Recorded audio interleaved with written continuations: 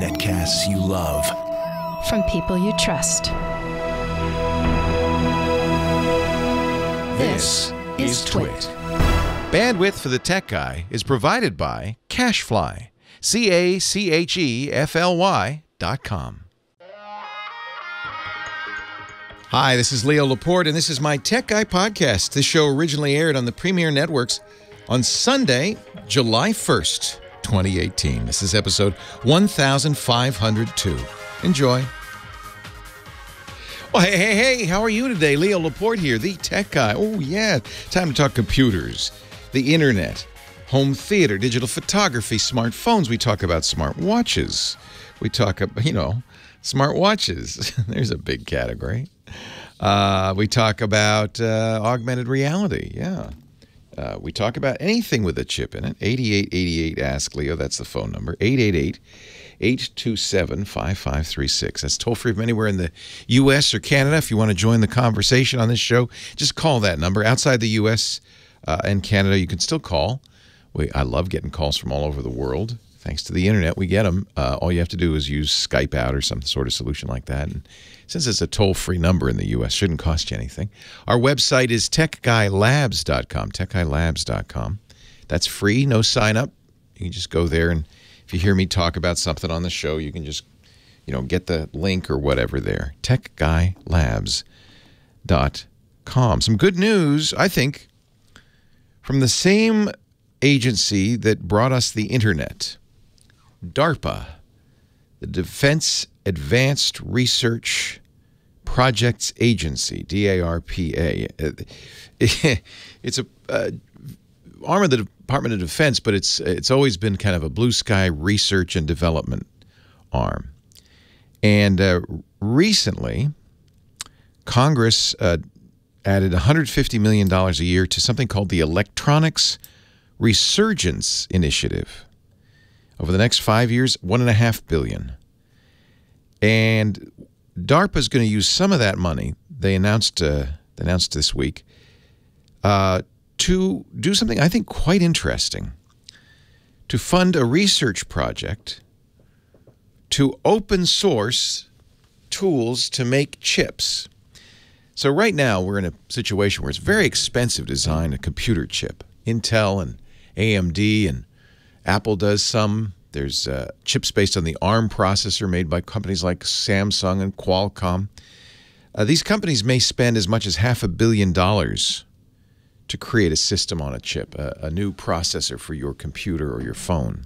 $500 million, very expensive. But I love the idea. The DARPA, the federal government, will fund this research to create tools that will let anybody create their own chips, processors. If it succeeds, it could completely open the door for people anywhere to make their own systems on a chip. I think this is a very smart idea. And, it'll probably take a decade before we see the results. But, we've learned that relying on Intel, Apple's learned this, is not necessarily the best thing to do for innovation in this country. Intel has been slow to bring innovations to market, and they've unfortunately depended on an innovation they created in 1995 called speculative execution to speed up their chips, and it turns out it has vast security flaws that are now being discovered. An open source chip project, I think, would be very interesting. So I'm glad about that. That's the good news. The bad news, and it's not a law yet. In fact, it's probably not going to be. I hope it's not going to become a law. But yesterday, Thomas Massie of the House of Representatives introduced H.R. 6264, it's got a great name, the Restoring America's Leadership in Innovation Act. But it has a completely flawed premise. They want to abolish the ability to go to the patent office and say, hey, I don't think that patent was a good patent. I want you to review it. And as of right now, there is something called the inter partes review, which allows you to do exactly that. And I'll tell you why I'm kind of aware of this and interested in this. I'm a podcaster. You've heard podcasts. Aren't they great? Well, there was a company out of Texas. We call them, there's there's different names for them. NPE is the kind of bland name, non-practicing entity, a company that buys patents but doesn't actually make anything with them and uses them to make money by charging companies for the right to use the patent. There's another name for that that's maybe a little less polite. Patent trolls. Companies that make money by going around demanding payments for the right to do things that they probably shouldn't get the right to do. In this case, it was a company that said, well, we invented podcasting back in the 80s. They didn't. They invented a way to automatically create a playlist for cassettes, but but they patented it, and they claimed that patent gave them the rights to go to every podcaster and demand royalties. They asked my company for more than $1 million, I think $2 million, $1.5 million, $2 million, I can't remember. It was very scary. This is how patent trolls work, because generally what they do is they come to you and say, give us some money. You can fight them, but that means you'll see them in court. And most podcasters especially don't have the resources to do that, so they hand over the dough. Unfortunately, this company went after a couple of podcasters who had a little bit deeper pockets and got the attention of something called the Electronic Frontier Foundation, EFF. And EFF went to the patent office using this inter partes review and said, hey, patent office, I know you granted this patent back in the 80s. Does it apply to podcasting? And the patent office said no. And the whole thing went away, saving people a lot of money. There are many similar ones. You might get a demand letter if you have a photocopier machine in your office. There's very famous patent trolls been going around demanding payments because you're using a photocopier and they claim the rights to it. And it works because most companies, see, the mistake that this company made when they came to us is asking for so much money. You have to ask for just a little money so that fighting it in court would cost so much more that you go, well, I'll give you the $50,000. All right, I'm not going to pay $1 million to defend this. And then they build up a bigger and a bigger, little kitty, and then they can go after bigger and bigger companies. They made a mistake, I guess, in this case. And it was because this inter partes review exists. This patent law allows companies to go to the patent office and say, and the patent office sometimes is a little sloppy with patents, especially software patents. There's even a debate about whether you should be able to patent software. That's a relatively new thing. And so the ability to go back to the patent office and say, can you look at that again, saves us. This proposed law, and I hope you will write your member of Congress and say, because I don't know if they pay that much attention, but we do. And write your member of Congress, say, this H.R. 6264, it's a bad idea. This will just facilitate patent trolls. And that's not going to foster American innovation. That is not going to do what you say your law will do, the Restoring America's Leadership and Innovation Act. Not in the least. It's quite the opposite. So just, keep that in mind. If you like podcasts or if you like using a photocopier, things like that, you might want to keep in mind that's not such a good idea. What else is going on? Comcast had an outage. 2 fiber lines cut at the same time. That was weird. See, they say, oh, it's just a coincidence. And it makes me wonder when you get same day, same time, 2 fiber optic lines in different parts of the country get cut. And Microsoft's working on something called Project Andromeda that looks very interesting, a pocketable surface running Windows. It's the size of a smartphone, but you open it up, and the screen goes across the hinge, so it's a screen that's 10 inches, like an iPad. The Andromeda Project. Not out yet. It's more than a rumor, but there have been pictures and so forth. I think it'd be very interesting. I want to encourage them to do this. 8888 Ask Leo, that's the phone number. I'd love to hear from you if you have a question, a comment, a suggestion. You want to talk high tech, you want some help, a little hand holding on the information superhighway, as we used to call it. 8888 Ask Leo. 8888 Ask Leo. 888-827-5536. Kim Schaffer's there answering the phones, and we'll get to your calls right after this. Proposition 7.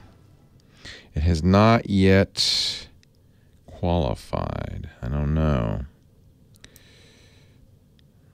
Passed the assembly. Oh, I guess it doesn't have to qualify because it came from the assembly. Add to Section 6808 to the Government Code and repeal Sections 1, 2, 3, 4, and 5 of the Daylight Saving Time Act, an initiative approved at November 8, 1949 special election relating to daylight saving time. Yeah, it would repeal daylight saving time. But the voters have to approve it. Wow. Approved June 28th. So, yeah, it'll be on the ballot. Prop 7. Repeal daylight saving time. I'm all for it. Boy, that'd be amazing. You can't stay on. You have to stay on daylight time. You can't stay on saving time. That's what happened in Florida. They voted to stay on daylight saving time, but that's not legal. That would change their time zone. Leo Laporte, the tech guy, 8888, asked Leo, girl, when you call, you'll get Kim Schaffer. Hi, Kim Schaffer, sitting in radio corner. That's what we call it, because you have a big old transmitter behind you. Good news, though, it's not on, so. Oh, your health is. Would that be bad? Would that be a cancer risk? Maybe. I don't know. Those things, there's a lot of power in there. Shouldn't sit that close to a transmitter. I began my career at a radio station where the transmitter was right in front of me. Sat there hours a day. And, I still had children. They're a little weird, but I had them. So, I've been sitting in places like what I'm looking at right now with screens all around me for years. So I don't know. I think there's no hope, really. So did you see, I've been looking at the ballot proposition. We're in the state of California. We are. And they, as of the end of the month, June 28th, I think, Friday, all of the ballot propositions had to either be approved or disapproved. This is the last day. And I just noticed that there is a proposition on the state of California ballot for November, Proposition 7, that would repeal daylight saving time. Yeah, I think I had heard a little bit about that. I like that. What do you think? I'm fine. I don't care which time zone. Just not change. No change. No changes. Just leave it alone. You have to, because it's a federal law. The time zones are federal. So you can't say we want to be in a different time zone. That would have to get congressional approval. Federal Congress would have to approve that. But you can say we don't want to change the time. Yeah, that would be totally in the summer. Fine we don't want summertime. So it would be 10:22 right now, our time, instead of 11:22. That's fine. So what is that? Is it going to get darker earlier, or it'll stay lighter later? It'll get darker earlier. But not that. I mean, hey, now we're in the middle of the summer. Yeah, because right now it's like 8 or 9 p.m. when it gets dark. Yeah, I was out waiting for fireworks last night at 9, and they can't do it till 9:30 because it doesn't get dark. So that would make it 8:30. 8:30 is okay. You can do the fireworks at 8:30. Sun would come up earlier, but you don't care about that.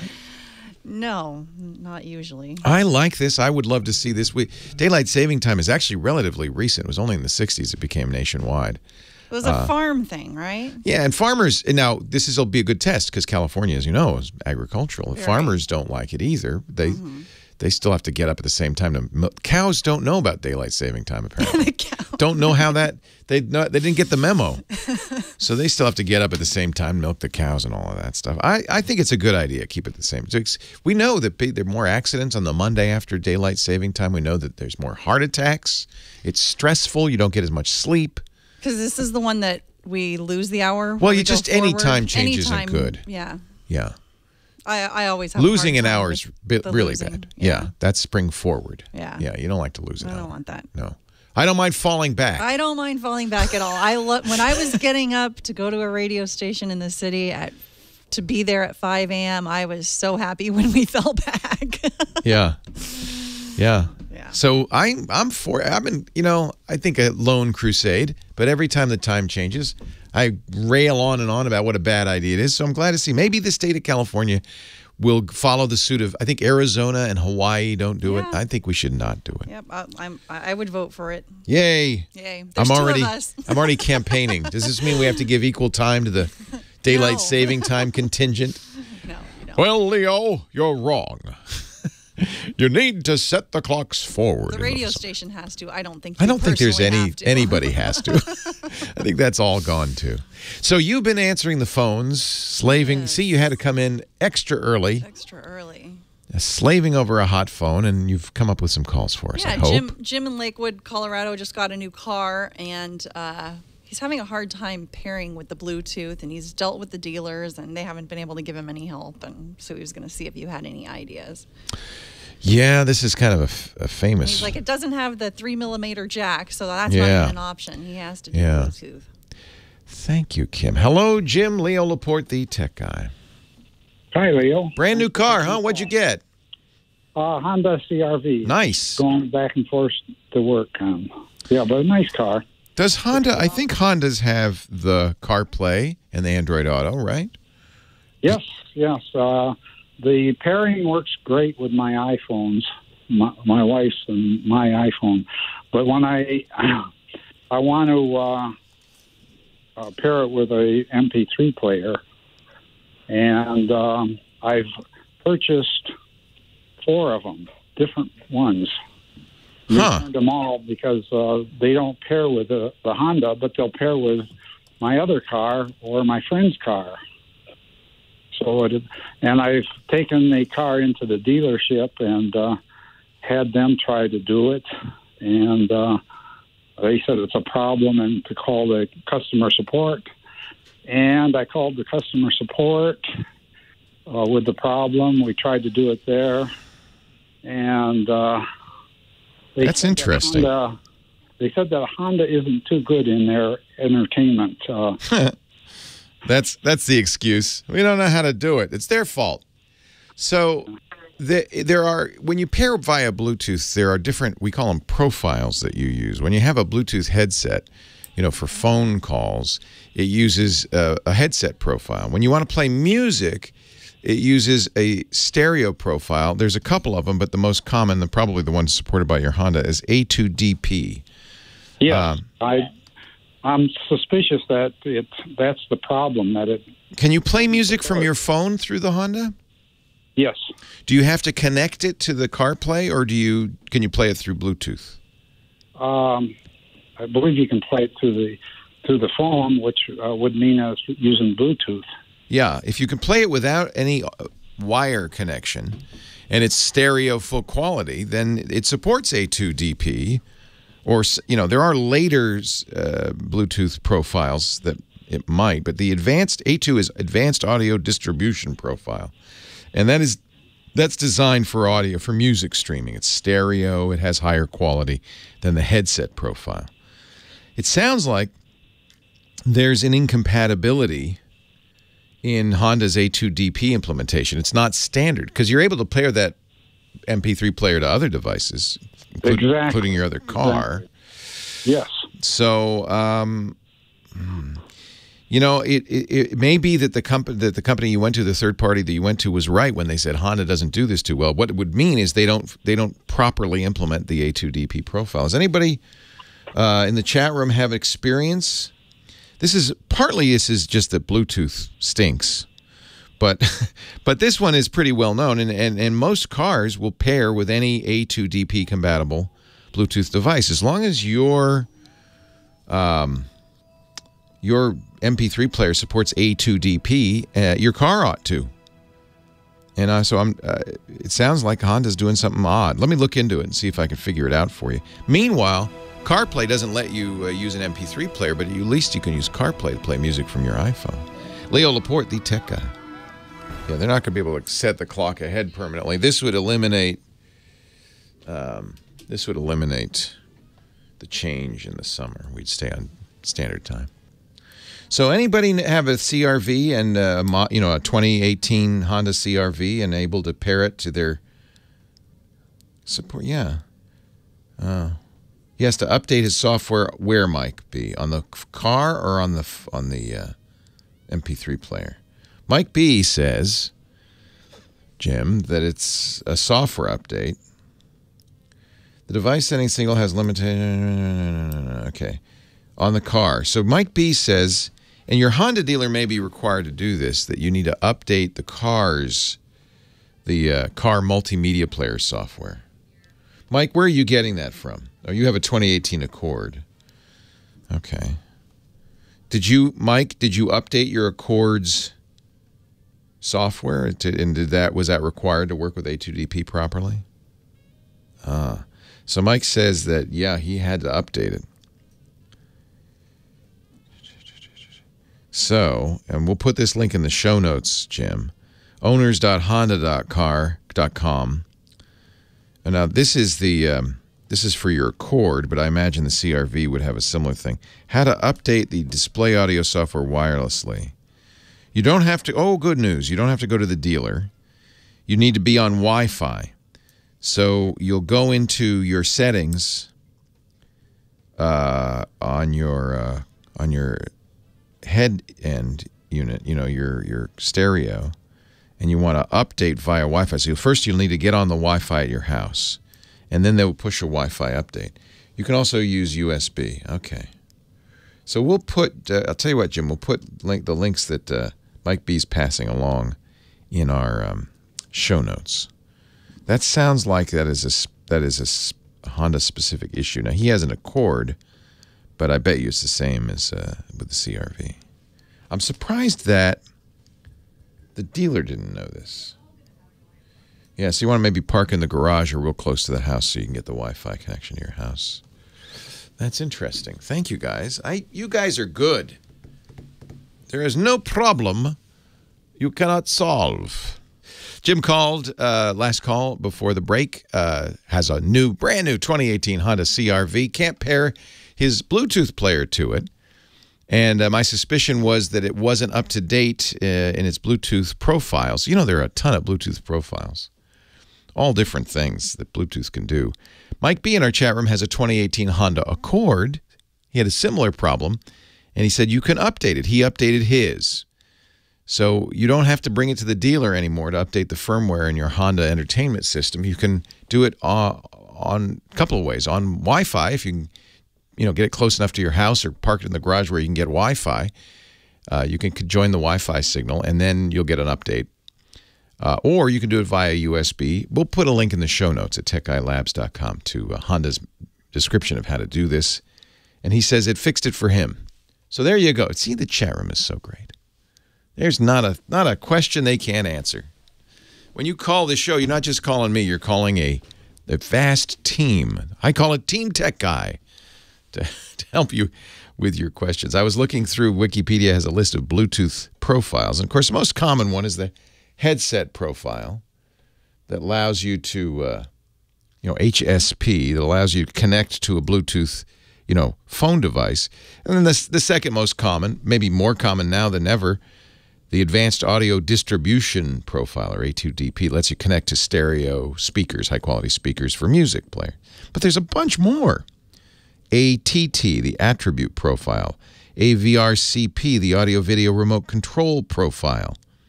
So it's like a Bluetooth remote. The Basic Imaging Profile, so you can send images via Bluetooth, BIP.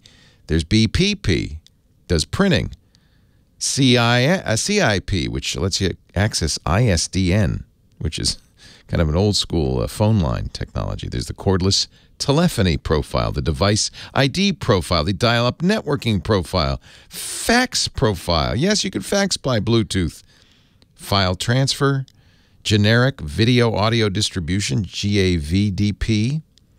That's actually used with A2DP. In fact, it may be the place that you're having problems, Jim, because clearly you support A2DP, but it may be that the underlying, I love saying this, GAVDP is not properly configured. There's the generic access profile, the generic attribute profile, the generic object exchange profile. I'm just at the G's. It goes on and on and on. So Bluetooth can do a lot of things, none of them well. They keep updating Bluetooth, and it doesn't seem to get any better. So much so that Apple actually modified Bluetooth for its iPhone and for its AirPods, the wireless headsets that they make. And they put a dedicated chip in there and all sorts of stuff. And it does make it better, actually. So maybe there's some room for improvement. I hope that helps, Jim. See if you can get an update. Meanwhile, we got Marshall in Des Moines, Iowa on the line. Hi, Marshall. Hello. Hello. I'm upgraded to a iOS 12 public beta. Oh, you did that, did you? 10. You did that, did you? Okay. So what I ran into is I turned off my CarPlay back before I updated, and now I can't find the restriction area to turn that all back on. It's no longer under the general like it used to be, and I'm just wondering if anybody...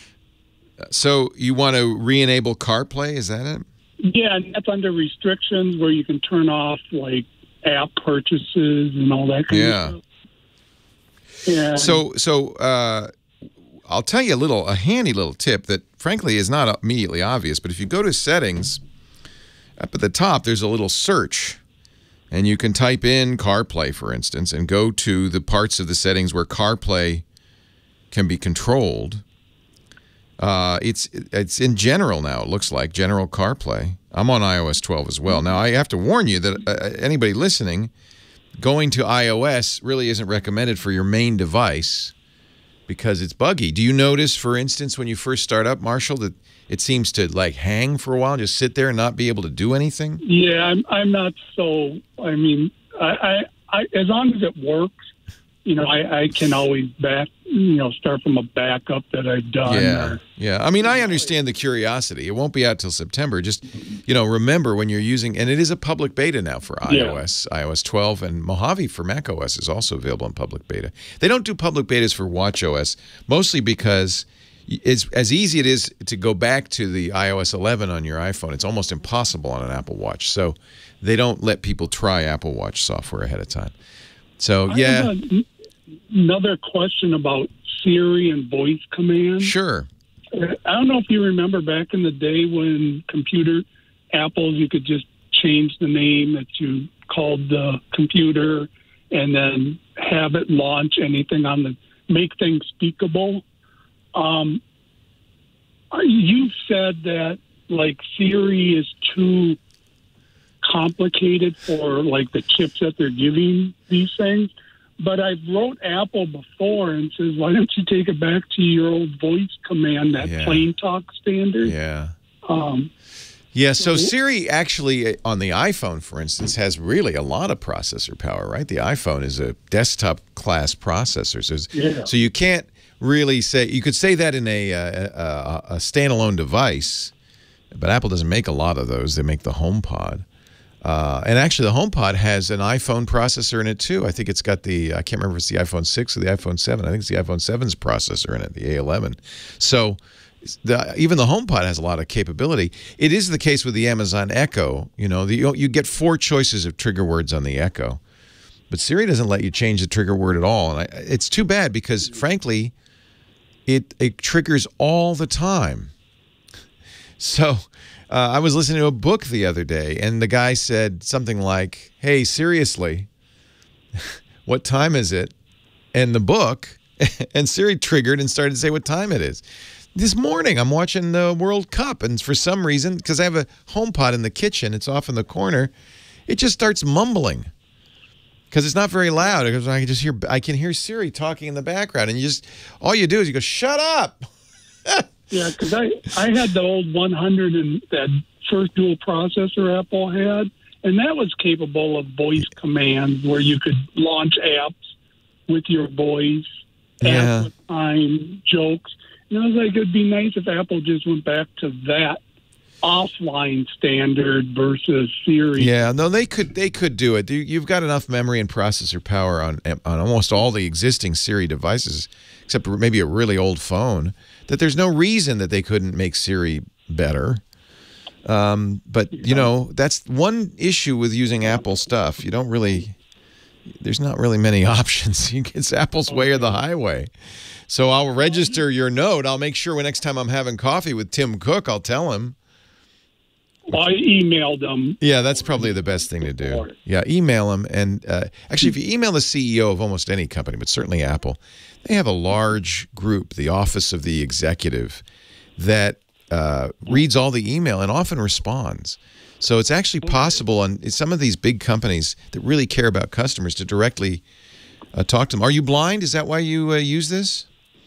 No, I just always found it handy back in the day when you could just walk up, have the computer listen and say, hey, computer, what time is it? Computer, launch this app.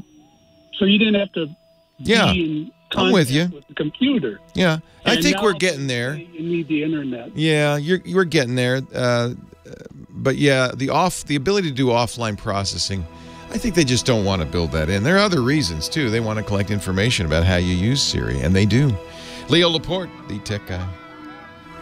Oh, Michael Cozio, our musical director, spinning some great discs today. Leo Laporte, the tech guy, 8888. Ask Leo. Joel in Lompoc, California is next. Hello, Joel. Hey, Leo. Hey, welcome. You hear me? Thank you. I have a question regarding my phone. What I do with my computer is every other month or so, I take my laptop, I completely reformat it. I have all my programs saved in an install directory. I install the operating system, and I reinstall the programs. And of course, I backed up my data, and I copy my data back. Yeah. And you do that. Why do you do that? I mean, I think it's a good idea, but... Because, I've listened to you for a long time, and you tell people, how to repair their computers and stuff. And you say, well, in the end, the easiest way to do it is just reformat and start over. Yeah. Because that wipes all the... From time to time, away. Plus, there's the advantage, and I hope you do this, of not installing everything that you had on it before. Like just, using this as an opportunity. Yeah, pare it down a little. Yeah. That's exactly what I do, because then I built up all these other things I've installed until I don't really need that. So I only install what I need as I go. That's nice. Yeah. So my question is, does the phone? I have a Samsung Galaxy S5. Yes, it's an old phone, I know, but I'm not paying $1,000 for a new phone right now. I don't blame you. And I don't know if the phone can do that kind of thing without going to the cloud or whatever other stuff they have. I don't know. Yeah, that's an interesting question. So I think it also depends on how much free time you have, but I think it's a salutary thing to do every once in a while to refresh your PC by erasing and starting over. And you've got it kind of down to a science, so it's not as big a deal for you. I'm not sure I do it every 6 months, but I probably do the same thing, maybe even more often. And what it does give you is the freedom to install stuff a little bit more freely, right? Because you could try stuff, and you're going to have a clean install in a few months anyway, and then just not reinstall the stuff you don't like. The phone is a little bit more challenging in some ways, and in some ways not. So it depends on what you want to keep. The hard thing on a phone is to back up personal data. But most of the time what's on your phone, text messages and pictures, maybe some music. Most of that time you're getting, I think you might lose text messages, but you probably already backing up your pictures on a Samsung or any Android device. You can use either the Samsung Gallery or I recommend Google's Photos, and that'll automatically back up all your photos. So you won't lose anything there. And music, you probably synced that over from a PC. You can just recopy it. So it's very easy to wipe it because all phones have a kind of factory reset capability. It's actually explicitly labeled that on Android phones. On Apple, you have to kind of go in and... But the idea of starting your phone from scratch, totally doable on your S5. What you probably want to do before you do it is turn on, first of all, create, if you haven't already, a Samsung account. And then, of course, you have a Google account. And then go into the settings. It's under backup. I think it's backup and reset. Same place you're going to erase the phone. And turn on, make sure you've got turned on the Google backup. And you might even want to explicitly say, back it up now. What that's going to back up is the names of the apps you have. And what it does not do is back up the actual app. And truthfully, you don't want to do that. Once you erase the phone, you're going to restore the apps. And it's going to download fresh copies. And you probably want to do that too, because they'll be updated most likely. So in a way, yeah, you totally can do that with an S5. The question is, do you need to do that? I'm going to say, unless you have noticed a problem, probably not. I mean, there's no reason not to do it. You're not going to wear out the phone by doing that. It's just a lot of work. I do this all the time. I'm setting up new Android phones all the time. Another thing that you might want to do, depending on the launcher you're using on an Android phone, is save your setup. This is something that Apple does, but kind of intermittently. They actually have gotten better at it in the latest versions of iOS. But on the Android device, you probably spent some time organizing your desktop, putting on widgets and saying where the apps are and what folders and so forth. You'd like to save that. And it depends on the launcher you're using. Some launchers, you can't save it. I can't remember if Samsung's TouchWiz launcher will let you save the desktop configuration. I'm betting it won't. But there are a lot of third-party launchers like Nova Launcher, Active Desktop, that do let you do that. So I think that would be the one kind of pain in the butt, because you can easily download all the apps. In fact, you can even go to the Google Play Store and go through all the apps you've purchased. In fact, it's a really good opportunity. I use this periodically to clear out apps that are on that list, because it keeps track of everything you've downloaded from the store, to delete ones that I no longer, make sense to download. And then I can quickly re-download all the apps I have ever downloaded. So that's also easy. I just would say save your desktop settings. And if the TouchWiz launcher that you're using on the S5 doesn't save that, and I'm almost certain it doesn't, although that might be one reason to turn on Samsung Backup and check, then you'll want to use a third-party launcher. Nova Launcher is very good. I think the new Google Pixel launcher will save your settings. Check and see if you can back up your desktop settings. That's a very nice thing to be able to do. On line 4, we've got Mark, Myrtle Beach. Hello, Mark. Hey, Leo. How you doing? I'm great. Good to talk to you. Thanks for calling. Hey, I spoke to you before about Alexa. Well, I'm sorry, the Echo device. Hey, that's good. Nice catch. Yeah, almost.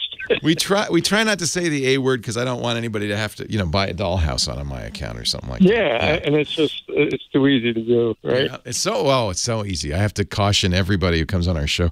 No, call it Echo, call it Echo. And then I hear from people who say, but I changed my trigger word to Echo. Well, I can't help you then. Nothing I can do. Anyway, what's going on with your Echo? All right, so in the morning I'll be in the bathroom shaving, and I like to use my Google phone for my Android for listening to the news. So I'll say, play my briefing. Okay, Google, play my briefing, and it'll be listening to the briefing, and somewhere around, it's not every day, but there'll be a advertisement in the middle, and I guess it's NPR I'm listening to. Yeah. It'll talk about and I'll just give one example, because it wasn't just this one ad, but it'll be Ameritrade or one of them ads they're advertising, and it'll say to load this app on your Echo, simply say the A word. Yeah. Please enable the Ameritrade skill. Yeah. Well, the thing is the fact that it's using that, and I guess my question is, and it's not really a concern for me or anything, except for it's very interesting that they could get away with kind of trying to hijack your device. Oh, so when it says that in your flash briefing, does the Echo perk up and say, "Okay, I've enabled the Ameritrade skill"? I haven't done it yet, because I'm in the bathroom shaving in the morning so it doesn't hear it. I'll run out of the bathroom to see if the light's even on. It's like she didn't hear it. When Amazon does its ads for Echo, and you see them on TV all the time, they play a sound behind the keyword, the trigger word, that keeps the Echo from waking up. And Ameritrade, anybody who's using those keywords should. For the very reason I would if I could. I just don't. Amazon doesn't tell anybody, so maybe that's the problem. Is Ameritrade doesn't know, but that's possible to do in an ad to make, and that's why I say Echo. I say tell your Echo to enable the tech guy skill, which we don't have, but if we did, that's what I would do. Leo Laporte, the tech guy. I would bet you that if it's so you're saying it's coming from your Google Home though. Well, no, I'm just using my Android phone, and for instance, like... Yeah, so it's coming from Google, though. It's not coming from Amazon. It's not your flash briefing. Yeah. Oh, it is your flash briefing. Well, no, it's coming from the flash briefing, and it's the same one I have loaded on... I also have the flash briefing, no ad in the flash briefing should trigger. I think that's even one of the rules. Because that would be sleazy, right? Because then you would add that skill. I mean, if they could get away with it, I'm sure they would do it. But the fact that the FCC has such, there's actually the FCC does not in any way regulate this one. Amazon does. Okay. Yeah. FCC only regulates broadcast. Amazon does regulate it, though, and it is we signed it because we do a flash briefing. I'd have to look at the contract, but it's my memory that you're not allowed to use trigger words in your flash briefing. Amazon probably frowns on that, right? Yeah, I mean, and I guess my thought is and I don't have it enabled to make purchases on my Echo, so I purposely had that disabled so I can't even add anything to the cart. But I guess I'm seeing the potential if someone wants to get on there and make a purchase. I mean, you'll end up getting something delivered to your house that, but yeah, I mean, if I don't recall hearing anything in the background that would, except for the voice on, and it's usually the same voice on NPR. Yeah. Because Echo is reading. So it'd be my guess that they would get booted very quickly from the flash briefing if they were to do that. Okay. Now, there's a very famous case. Burger King did do it in a television ad. And I remember that, yeah. Yeah, and they got in a lot of trouble. Google was furious. That's one FCC does regulate. Google, what Burger King did is they modified, right before the ad aired, they modified their Wikipedia entry, because that's what Google's home device looks up queries like that. Oh, right. So in the ad, they said, okay, Goog, what is the Whopper burger? And then if you happen to have a Google Assistant anywhere nearby, it would look that up in Wikipedia, and it delivered the special copy from Wikipedia. So everybody was pissed. Google was pissed. Wikipedia was pissed. I'm sure the FCC was pissed. This is... Yeah, I remember that. Yeah, you remember that? And I think Burger King promised it'll never happen again.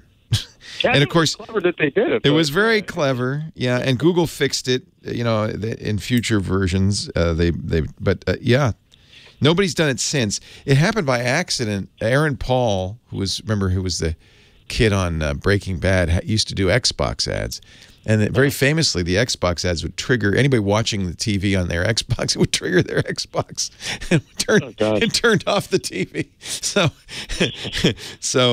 that was unintentional.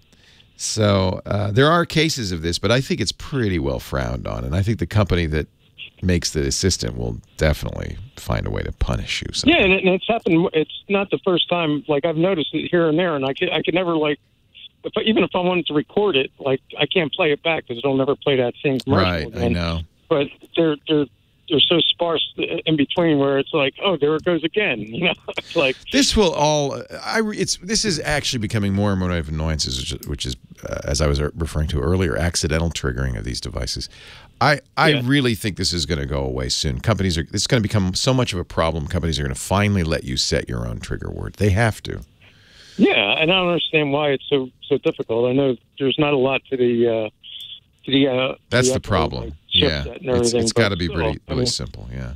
How much memory does it take to put even if you made it a 4-letter or something like that? It's doable. The Moto X had a configurable Google Assistant trigger word. You can use anything you wanted, and I really liked that. But that's the last thing that did that. I think that you're going to see that in the next couple of years. I really do. Yeah, it'll be interesting to see what transpires. Hey, nice to talk to you. Appreciate your calling. Hey, thanks, Leo. All right, Mark. Later. Take care. Well, hey, how are you today? Leo Laporte here, the tech guy. Oh, it's time to talk computers, the internet, home theater, digital photography, smartphones, smartwatches, all that jazz. 4th of July weekend. It's a little slow. This is a good time to get in. We got a few lines open. That's a very rare occurrence. Phone number is 8888 Ask Leo, 888-827-5536. Toll free from anywhere in the U.S. or Canada. 8888 Ask Leo. Line 1, Alan, Spring, Texas. Hello, Alan. Hi, Leo. Welcome. What can I do for you? It was the second time I got into, so I'm glad it was a slow weekend so I can get You're a miracle man. I tell you. kind of an IT guy down here, but my primary duties, I work with PCs. I love them because they break down and keep me employed. I use them that. There's definitely a higher percentage of PC calls on this show for whatever reason. Yeah. Yeah, I have a MacBook Pro 2015, last grade of the wonders, and had it for a while. I was wanting to get your opinion on things like CCleaner for basically just kind of doing some spring cleaning on it. I was looking today about something called Mac Keeper, and then something flagged that said it was shareware virus type of thing. I am not a fan of Mac Keeper. I wouldn't call it a virus, but it's definitely not. There are other. It's really kind of interesting. Maybe this reflects on what you said about PCs needing more help. There aren't a lot of really good Mac maintenance tools, and truthfully, I don't think you need them.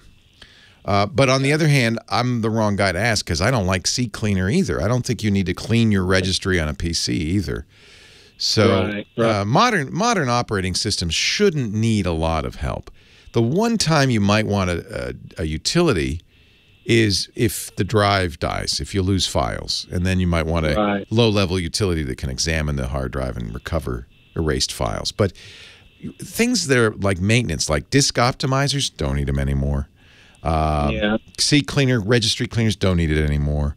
There are a lot of Mac tools that are, supposedly clean the caches, don't need them anymore. Even Apple's own Disk First Aid, which is practically all the utility you need. It's in the utility folder in the applications folder. Disk Utility has a cleaning routine, or a disk, they call it disk fix routine, or now I think they call it repair. And even that's done less and less over the years. In the old days, mostly what it is went through and fixed permissions, because Apple's kind of like a Unix operating system and has disk file access permissions that can be changed by accident by programs, and sometimes that can cause problems. For instance, if a preference file gets locked, then a program won't be able to save its preferences and will misbehave. So the disk utility did little kind of minor maintenance like that. I don't even think you need that anymore. So honestly, I would stay, unless you have a problem, I would stay away from it. There are some Mac tools that have been around since forever that I would perhaps recommend, depending on what you need to do. Some of them are free. There's disk cache, cache utilities and things like that. Honestly, I hesitate even recommending these. They tend to be expensive. Alsoft makes a disk recovery tool that's okay. I just don't think you need it, to be honest. So you're new to Macs. Is that the issue? Well, I got about maybe 2 or 3 years in Macs and over 20 years in PCs. So I'm kind of a newbie in my own mind, but I'm also thinking with Mojave coming out, it's kind of a moot point, because if I go with a free clean installation, then that's just, you're fresh. Yeah, and both Windows and Mac OS have done a really good job of creating operating system restore routines and repair routines that eliminate the need for a lot of third-party disk utilities. So, I mean, there's Disk Warrior, which has been around for an awfully long time. That's the Alsoft program. It's at alsoft.com. But it's, I don't know if it's worth spending $100 on something you probably really don't need. There's quite a question about these days in the Mac world, but I think it also should be in the PC world. Do you need something like this? And it's, in my opinion, probably not. And when you do, you should, you'll get the proprietary tool you'll need, I guess. Apple's disk utility is sufficient. Yeah, because I don't even really run any kind of virus software on it. I don't either. You don't need it either. No. I'm one of those guys who says the less you install, the better. Every program you install on your computer potentially opens backdoors to bad guys, adds flaws, security issues, and it's particularly true of utilities, low-level things like antivirus software and disk utilities, because typically they'll hook into, in the Mac case, the kernel. Actually, it's true in Windows, too. They'll hook into the lower-level parts of the operating system, which means they can be really a bad avenue for bad guys. The other one that's widely used is called Tech Tool Pro. Again, I'll give them to you for your reference. We'll put links in the show notes, but I don't think you need it. if you have a disk issue at some point, then go get Disk Warrior and you'll be fine. Okay. What about, I guess, other than coming to, Twit, which I look at all your programs. Thank you. MacBreak Weekly, Thank you. iOS Today. Yeah. Other than that, I keep up with Patrick Norton over there on his Tech Thing. Tech Thing is his podcast, TEKTHING, and he's very good at that. Yeah. We may differ, sometimes we'll differ on recommendations. I mean, that's the thing. No geek agree, not all geeks agree on any of this stuff. And I fall on the side of install less. Yeah. And do less. Especially nowadays, modern operating systems have really been refined. Apple now is using a new file system, the APFS, which really is great and has long been needed. And eventually, Apple's going to turn on some of the features of APFS that'll make it even less necessary for disk utilities. There's a snapshot feature that allows you to do a backup, much better than Time Machine, a backup of an existing setting and quickly go back to it. It's a more modern style file system, a copy-on-write file system that, frankly, is superior to NTFS. I'm sure Microsoft at some point will do this as well. So these things, and by the way, the fact that APFS, if you install Mojave and you have an internal drive, it'll almost certainly be reformatted as APFS, means that some of these tools like Disk Warrior may not even work anymore. It's a whole new world for them. So, yeah. Well, I would say just stick with the stuff the company gives you, and you're probably going to be fine. More important, as you know, more importantly, don't install stuff from strangers. Don't install programs you didn't ask for. Don't click links in email. Don't click links in messaging or on Facebook. And if any time a program says, oh, you need to download this, be suspicious. Even if it's Adobe Flash, oh, you need an update. Be suspicious. Make sure you're getting it from Adobe. And most of the time, that's where people get in trouble, not because their registry got too big. So that's the best thing to do. And the less you install, the better. That's a kind of my new philosophy. I've been refining this over the last 4 decades of doing this. But I think this is the right philosophy. The more you install, the more risk you add to unreliability and even security flaws. Install less. Only install just the stuff you need. And if there's any question, don't install it. Don't install it. Leo Laporte, the tech guy. Chris Marquardt, our photo guy, coming up in about 15 minutes with some photography tips. Lots more of your calls, too. 8888 Ask Leo.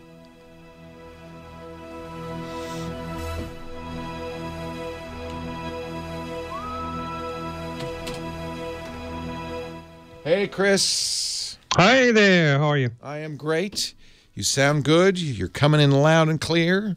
Yeah, unfortunately, Skype has just removed the ability to fix the mic volume, so it's going to auto-adjust. Permanently. They just took that away. I even can't select different devices for the earphones and for the microphone anymore. That's probably they probably defer to the operating system. They're dumbing it down. No, they're just dumbing it down. We've tried every alternative I can find, and really nothing is as good as Skype, unfortunately. So. Well, and as reliable, I know.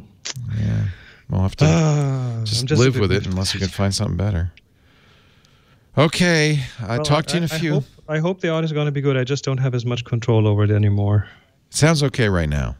Okay. But that's good to know, because it won't just be you. It'll be everybody we talk to. It's in the latest Skype version for Mac 8.24. Yeah, we still tell people to update because, it's... Oh, but it does it automatically anyway. So. Yeah, you don't have any choice. Well, there you go. All right, be right back. Talk to you in 15. Thank you, Chris. Leo Laporte, the tech guy. 8888 Ask Leo, the phone number. Episode 1502. Wow. And we are in July already. The website, techguylabs.com. Great to know if you are listening to the show and you say, I need a link. What did he say? What was that? Or you want to correct me or add something, you can do that all at techguylabs.com. There's no fee, no sign up. It's just wide open. Like the web. Remember the web used to be like that? You didn't have to have an account to get in. I think kids today think the web is Facebook or Snapchat or, I don't know, Instagram. Kids don't really use Facebook, do they? Not in the U.S. anyway. Sam in Los Angeles. Leo Laporte, the tech guy. Hi, Sam. Good afternoon, Leo. How are you doing? I'm well. How are you? I'm doing fine. Long-time listener, first-time caller to get in. Wonderful. I'm glad you got in. All right. Well, I'm calling you today as I have an HP notebook, and I went on vacation out the country for about 6 months, and I come back and I only set this computer up to a 4-digit PIN. I didn't set up with a password or any email for Windows. So when I got back, I tried the PIN too many times, and it told me it redirected me to a password, which I don't have, and then it asked me for a removable media disk in order to try to reset the password, and I'm not able to do that either.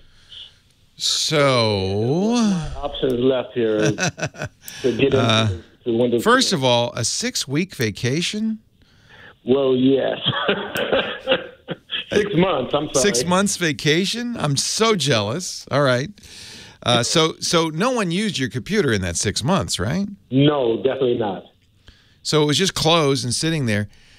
Yes. I hate to tell you this, but you can't set up, is it Windows 10? Windows 10, yes. You can't set up Windows 10 with a PIN unless you give it a password.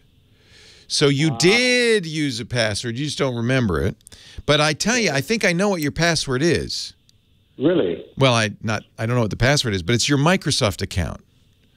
So Microsoft account. Yeah. So when you first set up Windows 10, you can't. It is possible to set up Windows 10 with a local password. The old days. Remember the old days? You'd have a password that was local. It wasn't very effective. Okay. But nowadays, when you first set up Windows 10, it says, okay, log into your Microsoft account or create one if you don't have one. And in order to bypass that, you have to go. You have to click a number of buttons and so forth to say, no, I don't want to do that. Normally, you just do it. Now, I don't know if you remember having a Microsoft account. Well, I do have a Microsoft account, which is actually under MSN. Right. So my suggestion is try that. Okay. And that's the password it's asking for. Once you log in with your and that what happens is after 6 months it goes, well, he hasn't used his PIN. We better go back. We revert. But once you log in with your Microsoft password, from then on the PIN will work again. Oh, I see. Oh, okay. All right. If not that, I would have to take it to a repair shop so they can reinstall. No, you can bypass the Windows password. But here's the deal: almost certainly you associate it with your Microsoft account. If you forget your password of your Microsoft account, they have, forgot my password. They have a way to recover it. So that's what you would go through and do. Now, if you don't remember doing this at all. I don't. Does it dimly ring a bell? You did it a long time ago. Right, exactly. Yeah. So I'm going to try. I bet you, because I don't, as far as I know, there's no way to have a PIN to log in unless you first log in with your Microsoft account. Right, exactly. Okay, and I was thinking also if I could buy a secondary disk because I'm not sure what it's asking me for. Media, they can recover. You can recover it. There's other ways to do it. There's the official way, but there's also Loft Crack and other tools that'll let you get into that password. I'm trying to avoid spending $150. No. You can do it all yourself. Absolutely, you can do it all yourself. Okay. Well, thanks for the motivation. Yeah, you're welcome. I bet you that account will work. The reason they do that, it's actually a smart thing. Well, it's good for Microsoft because then what Microsoft wants is that all of your activities with Microsoft stuff is associated back to one identity. Every company wants that now. Your Google account, your Twitter account, your Facebook account. They want as much as possible to associate your activity with that account because they use it, right, to sell advertising. Sometimes they sell it to third parties. It's the more they know about you, every company, even Apple. Apple says no, but no. Even Apple, the more they know about you, the better from their point of view. And they'll justify it by saying, well, then we can customize it for your needs. But mostly what they're doing is customizing the advertising. I don't have a problem with that, but you should be aware of it. So they want you to use a Microsoft account. They don't want you to make up a random password because they can't associate that back to you. But with your Microsoft account, now we can collect data of all kinds. So they really strongly, with Windows 10, encourage you to do that. But there's a pitfall to that. There is, for me anyway.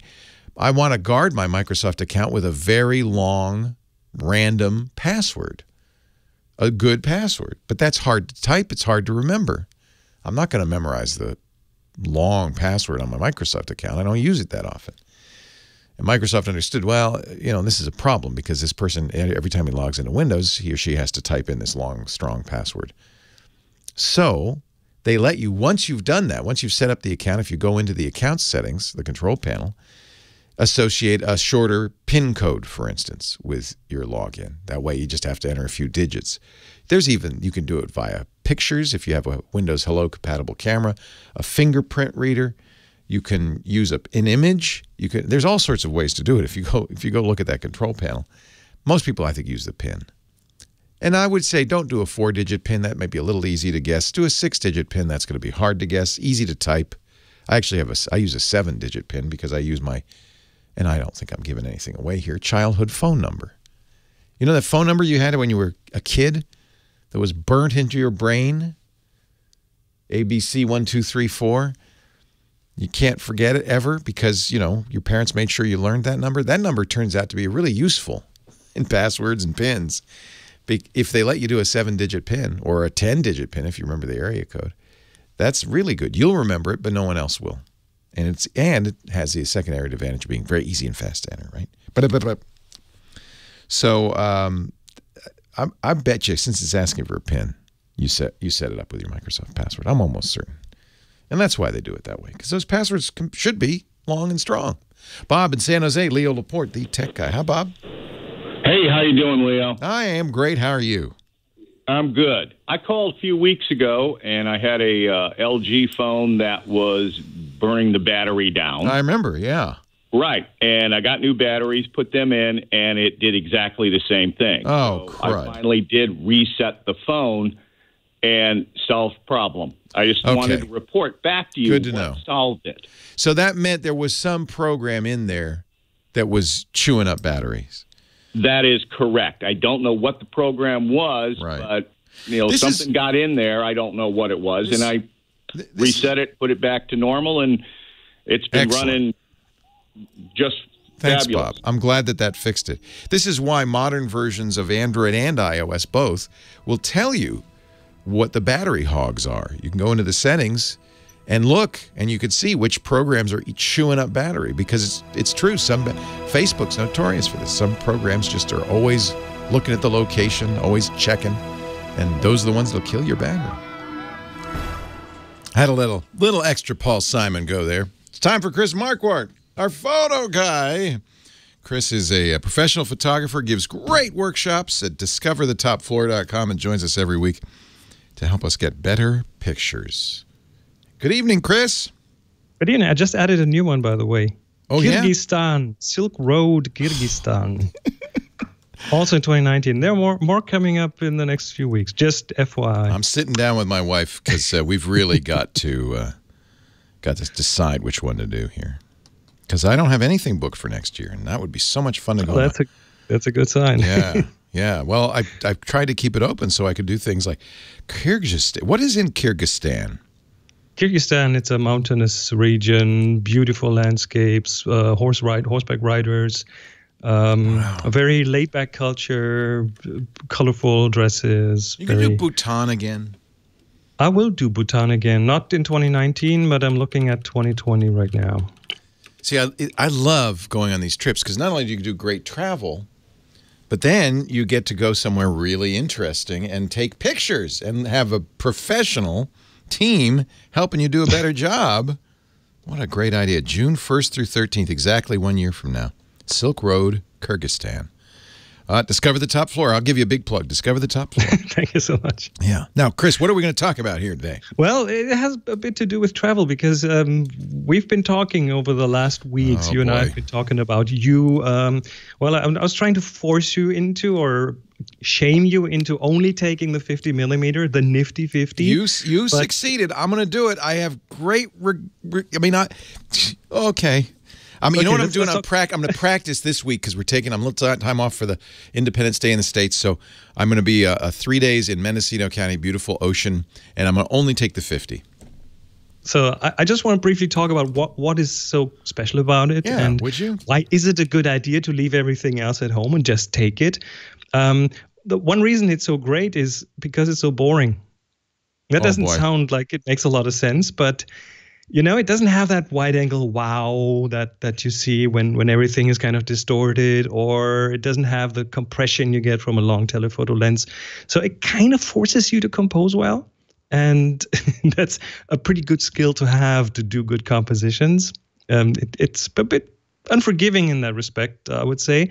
It's a bit like jumping into the deep end. That's how you learn to swim, right? So we should explain that if you're using a point-and-shoot or your camera phone, you don't have a choice of lenses. True. Well, you have some telephoto in the iPhone 10 and other phones, but... Yeah, I mean, you're really stuck with whatever the company gives you. But on the other hand, if you're using a interchangeable lens camera, and increasingly as the prices on these go down, people are, serious amateurs are using them, you can choose a variety of different lenses, one of which, now it depends on the camera, but you want one that will simulate 50 millimeters. Now on a full-frame sensor, it'll say 50. About 50 millimeters. Yeah. It's also one of the cheapest lenses you can get. It's an old design, so it's really well refined. It's not expensive to make. On a APS-C camera, that would be more in the 30 millimeter range, 35 maybe. On a Micro Four Thirds camera, it would be more in the 25 millimeter range. So and they say it kind of simulates the eye's field of view. I don't know if that's true. The way you perceive depth in a shot. The way you perceive depth in a shot, yes, it is pretty much how the eyes, not the width, not the when you look through your eyes, you see 180 degrees of range from left to right. That doesn't do that, but the way the depth is portrayed.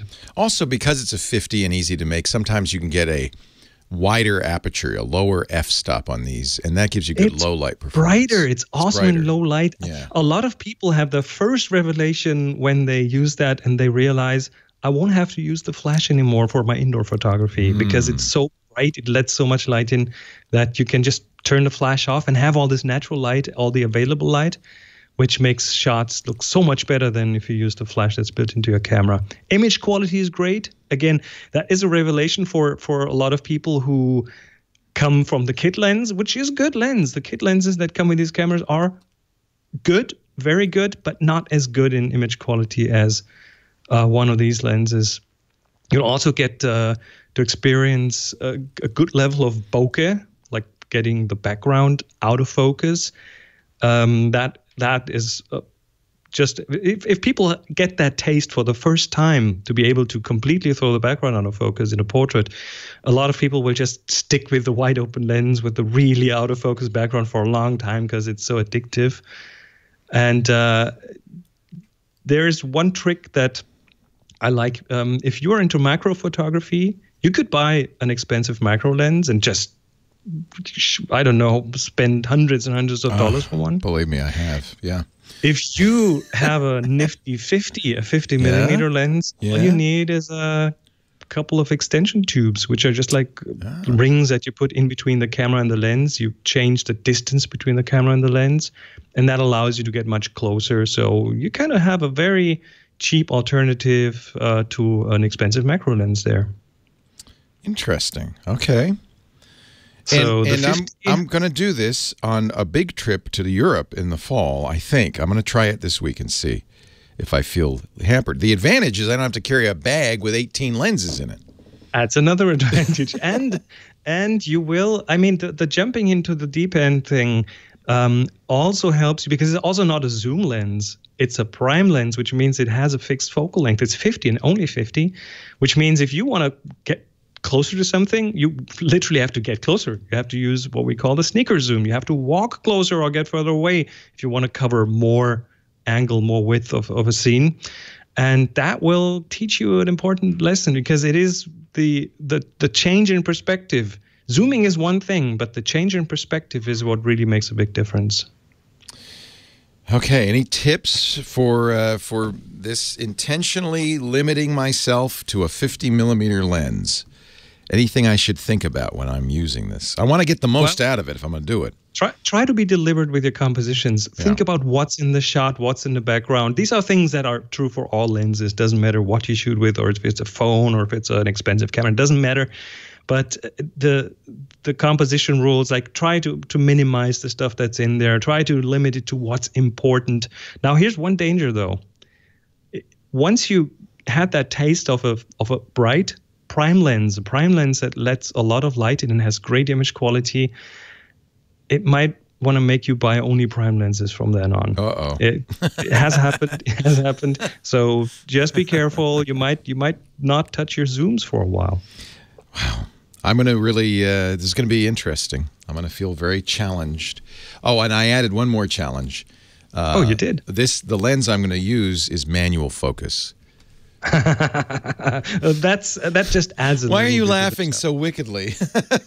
Oh, because you'll come back a changed photographer. I mean, well, I need something. Given. I need something. No, it takes a while now. So I have to compose the photo, maybe even involving walking to get closer or farther. No. And then I have to manually focus it, which means at a minimum of a couple of seconds fiddling around. You're very deliberate with your photos. I remember doing a photo tour with a photographer, landscape photographer who used a manual medium format camera. And this was in Tasmania a few years ago in Australia. And I came back with 7,000 images after 10 days. Most of the other photographers, 3,000 to 6,000 images. He came back with a dozen. Mm-hmm. But they were great. But each and every one was great, right? They were great because everything was so much work for him. So maybe there'll be an advantage. We'll see. Hey, I'd be happy any trip to have 12 great pictures from any trip. That's great. You don't need thousands. You don't need more. Chris Marquardt, you do need him. DiscoverTheTopFloor.com. I can't wait to take a trip with you, and maybe I'll just bring the Nifty 50. Who knows? And if you want to learn to be a better photographer, maybe you can do this little thing with me and try it. When we come back, I'll tell you about Chris's photo assignment for the month. Leo Laporte, the tech guy.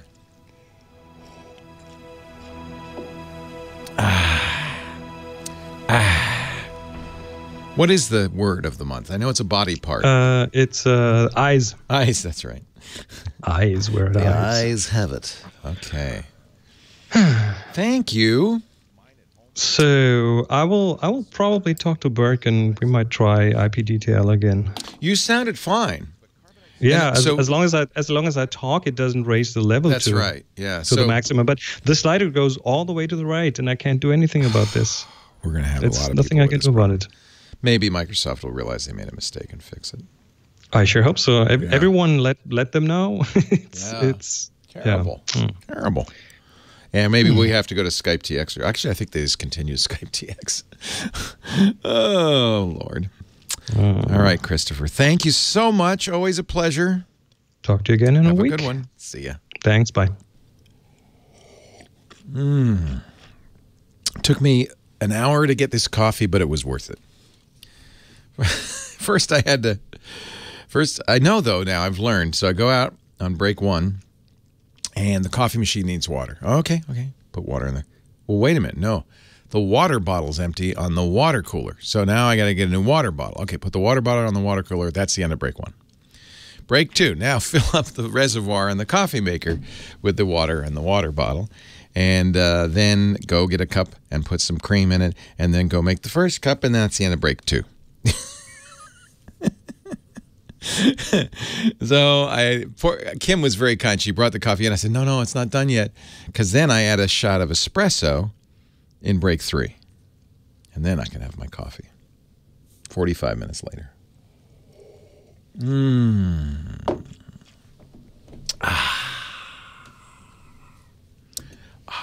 Toshiba's doing a Fire TV. No, I don't know about that one, Joy.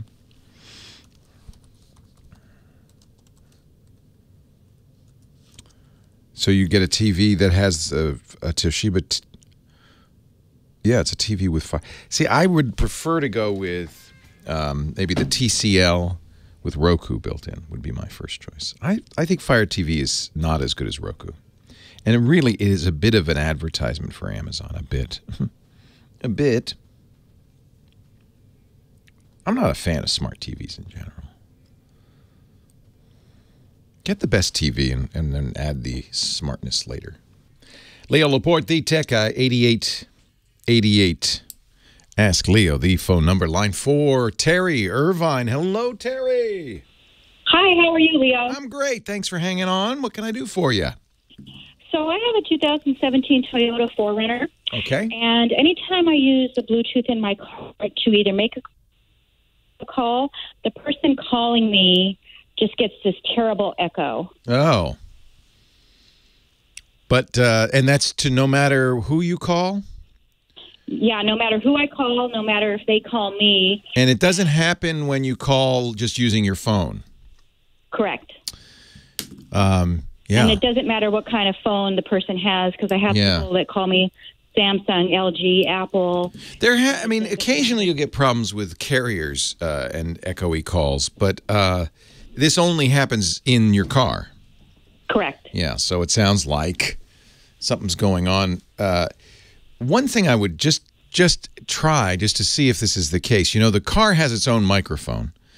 And normally when you switch to Bluetooth in a car, it will use that microphone. There are settings often in phones. What kind of phone is it?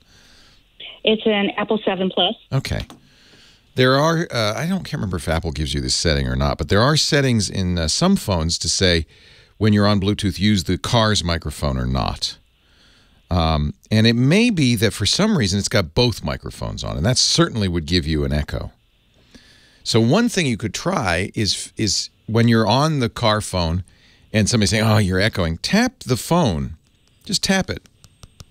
Because if that microphone is hot, it will sound not like tip, tip, tip, tip, tip. It won't sound this way to you. You'll have to ask your friend. It'll sound like boom, boom, boom, boom. Because you're tapping on the microphone. If that's the case, that's probably what's going on. You've got both the car microphone and your phone microphone on.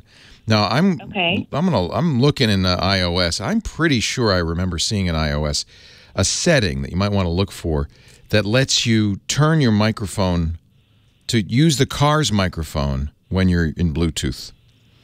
So I would check that. I'm looking. I don't see it off the top of my head, but that's something you might want to look for. I'm just guessing, but certainly if you had two microphones on, one, you know, in your dashboard or overhead, and one on your phone, that'd give you a very unpleasant sound. Yeah, I get nothing but complaints. Nobody wants to call me. Yeah, the other thing, and I always recommend this when you have Bluetooth issues, which is very common, is unpair and repair the phone. You know, go in your car's console where it says the Bluetooth, paired Bluetooth devices, and forget your phone and do it again. Have you tried that? Okay, I'll try that too. That almost always, it's so strange. Bluetooth is flaky as heck. And I do this, and I've done this in many different cars and had, you know, I've never heard the echo problem, but there are all sorts of other problems. And often unpairing and repairing just fixes whatever was going on. Okay. All right.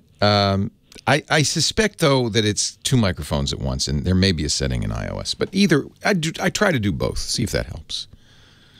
Hey, I appreciate the call, Terry. Next time, call me from your car, and I can hear the echo. See what it sounds like. Micah in Maine. Hey, Micah. How you doing? I'm well. How are you? I'm just happy to be speaking with you, Leo. Well, thank you, Micah. Have a possible solution to this daggan Skype issue, because I hate the way Microsoft continues to change Skype. We were talking about this, and I should explain because we were doing it off the air. Chris Marquardt, who joins us via Skype, many of our guests do. He noted that when he updated Skype on the Mac, it suddenly took out the volume control for his microphone. It was all automatic gain control, and it's not very good. So if he doesn't say anything, it turns the volume up and up and up and up and up, and then his first word is really loud, and then it goes, whoa, and turns it down. Automatic gain control does not work for broadcast, that's for sure. So what can he do, Chris? I mean, Micah. He's Chris. Yeah, he's Chris. I'm Micah. Yeah. One of the things that we do with the podcast, with some podcasts we use Skype, although Skype keeps changing, and we have multiple accounts of Skype, and have one that was personal and one was for business, and you can't do that anymore. Yeah. But anyway, with some other podcasts, we are using Google Hangouts now. Yeah, you know, I've tried a lot of different voice over IP solutions. And in general, voice over IP does sound much better. You're on a phone right now. And yes, I am. Phones, when they first, back in the days of Alexander Graham Bell, literally, when the phone company first started, they asked an engineer to figure out what's the lowest quality you could have and still be intelligible. And that's what they picked. It's analog, but it's effectively 6-bit sound. And that's why a phone call sounds a little scratchy. You can understand it though, right? but it's not. It doesn't sound like full quality audio. And of course, when we're doing podcasts or radio shows, we want it to sound like you're on a microphone. And so it was a real revelation for me. This actually happened in 2004 when I was doing the radio show. Somebody called on Skype, and it sounded like I was sitting right next to him. I said, "Whoa, what are you doing?" And he explained. And from then on, we started using Skype for everything because it sounds so much better than a phone call. Unfortunately, Microsoft bought Skype a few years ago, and they've been slowly making it stupider and worse. And this is the latest thing. Hangouts, here's the reason we've tried Hangouts, of course. Hangouts uses an open source codec called BRIC, B-R-I-K. Skype has a, unfortunately, proprietary codec. The codec is how you compress the sound. And the Skype codec, the way they make the sound compressed, sounds so much better than any open source codec that we've always preferred Skype. But you're right, we might have to try something else. It is much better, but give a listen to the Airline Pilot Guy podcast sometime. They're all over the country and all over the world and doing it all through Hangouts, and it's not that bad. Good. So the sound quality is one thing, and the other one is breakup and kind of jitter and all that stuff. Is the quality pretty consistent? Pretty consistent, pretty stable, and they're doing it audio and video at the same time, so just like you are, and it usually works out okay. I mean, there are issues, there are always issues, but most of that is based on bandwidth and where you are, and you have great bandwidth. So that's right, yeah, as long as bandwidth is good, yeah. Well, Micah, thank you so much. I will. We have another solution we've tried also. I can't remember the name of it, but we've had Chris use that in the past. I've yet to find the perfect replacement for Skype. But we might have to. Microsoft, thanks so much for taking something that has worked great since 2004, didn't need improvement in any regard. It did not. And slowly, over the last 3 or 4 years, they've been stripping out features that we use to make it sound really good. We've become kind of the kings of making Skype calls sound great on the radio show and the podcasts I do. And it's getting harder and harder. Thank you, Micah. Great to talk to you. And don't forget that Airline Guy podcast. That's a great show if you like to learn more about what it's like to be a airline guy. Leo Laporte, the tech guy. 8888 Ask Leo. More calls coming up right after this. Well, hey, how are you today? Leo Laporte here, the tech guy. Time to talk computers, the internet, home theater, digital photography, smartphones. We talk smartwatches, everything with a chip in it. 8888 Ask Leo is the phone number. 888-827-5536. I forgot to mention our photo assignment. We had Chris Marquardt on last hour, and he's our digital photography guru, and he recommends taking as many photos as you can to get better, and every month gives us an assignment to encourage us to get out there and take photos. It's not there's no prize. It's not a competition. It's just an assignment. Every month. So this month, the assignment is take a picture illustrating the word or concept eyes. I guess we could say it's E-Y-E-S, not I-Z-E. So, E-Y-E-S. But we don't say any more than that. Now, here's how it works. What you do is you take that picture and you submit it to our Tech Guy group on Flickr. Flickr's a free photo sharing site. Really great. Used to be owned by Yahoo. If you have a Yahoo account, you still have a login to it. It's now owned by a really great company called SmugMug. They're going to keep that alive, which is really good news for Flickr enthusiasts. It's always been the best place to share photos, I think. FLICKR.com. And in there, you'll find a group called the Tech Guy Group. It's a big one. I think it's more than 11,000 members, many thousands of photographs. And if you want to participate in the assignment, just upload, tag your photo with the word eyes after you upload it to Flickr and then submit it to the Tech Guy Group. Our moderator, Renee Silverman, there will say thank you. You can submit up to 1 photo a week. It usually is about 4 weeks in between assignments. And so that means about 2 or 3 weeks, Chris will look at all of the submissions and pick 3 to talk about on the show. And you'll get some credit then. That's the only reward. Eyes, the subject this month. Line 3 is Dale, Redondo Beach. Hello, Dale. Leo Laporte, the tech guy. Hello, Leo. I really appreciate your program. I used to repair and rebuild computers, but I'm retired now. Anyway, what my problem is, I had a Windows 7 computer, HP, brand new, 2 years ago, and about 8 months ago, I did the latest Windows Up Store well, before that, excuse me. I went from Windows 7, I updated when it was free with Windows 10. Good. Everything was fine for a year. I was happy. And then all of a sudden, in January, the last Windows update that came to me really screwed me up. First of all, it knocked out all my restore points. It removed some programs. It messed up my LastPass contacts, slowed down the computer.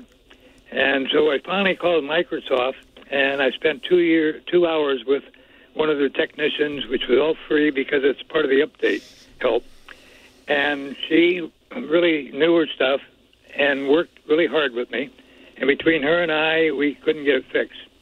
So then we found out, and she hit a couple more notes, was that people that originally had Windows 7 computers update to Windows 10, you'd go through a Windows update checklist, and it would say, okay, these will work, these won't work, and so on. And in my case, everything worked. They didn't want me to take anything off, so I updated Windows 10, and everything was fine. Then, after the last January update, it went to hell. So, turns out what she says that the Microsoft people think is that the computer that was Windows 7 had their items that would make Windows 10 work okay. But as Windows 10 started being updated further and further, it got to a point where it was beyond my original CPU and memory and motherboard and everything else. And that what I should probably do is reformat the hard drive, go back to Windows 7. And no, she's wrong. All right, let's start over. First of all, it's only a 2-year-old computer, right? Yeah. So it's definitely modern enough. How much RAM do you have? 8. Yeah, that's plenty. I have DDS hard drives, the fast ones. SSDs, yeah, the solid-state drives. Yes. And your processor is an i5? I'm not sure. I don't remember right Yeah, it's an Intel processor, though? I'm not sure. Right? Okay, I'm sure it is. Even if it's an AMD, that doesn't matter. If it's 2 years old, it was a new computer 2 years ago, there's no reason. Windows 10 came out 2 years ago. There's no reason it's not compatible with Windows 10. So that's bogus on the face of it. You can't. Going back to Windows 7 is not a good idea. You definitely had something go wrong in the update. These things happen. Lately, there's been a lot of problems with the latest update, which came out in kind of May timeframe. It was 1803. Your problems were the fall update from last year, 1709, I would guess. Yeah. But it's not unusual when you get a big update like that things break. I mean, it's unusual in the sense that remember, there's 1 billion Windows users, maybe 500 million Windows 10 users. They all get the update. And if even 1/10 of 1% has a problem, that's hundreds of thousands of people having problems. Actually, it's more than 1 million people having problems, right? So it's not perfect. It isn't. However, there's a relatively simple fix, which is what I would do, and I recommend this anyway. If you've upgraded from one version of the operating system to another, you probably had this experience too, going, in your day fixing computers. An upgrade of an operating system to a big new version often leaves behind stuff that maybe isn't the best. The best solution now for you is to start fresh, but not with Windows 7, with Windows 10. You really should be on Windows 10.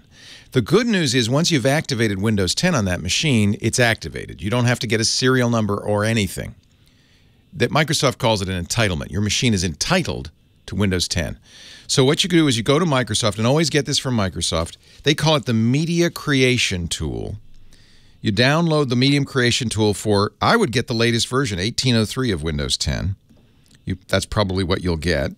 You put it on a USB key, you boot up on your machine, and you wipe the drive and you start over. Now, of course, you're going to want to back up your data before you do that and keep track of programs you need to reinstall and all that. But I guarantee you that'll fix all your problems.